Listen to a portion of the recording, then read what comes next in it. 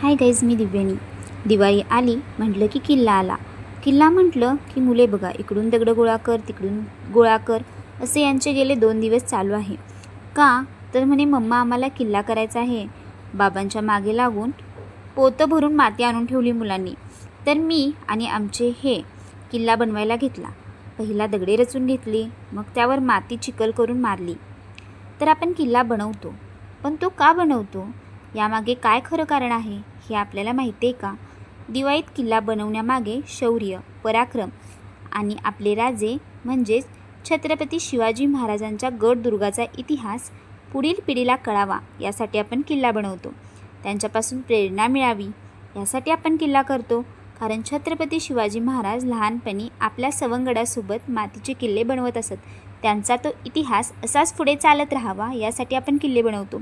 ही आठवण आणि मुलांना सुट्टीत किल्ल्यासारखा खेळ खेळायला मिळतो, ज्यामुळे त्यांना व्यस्त ठेवता येते.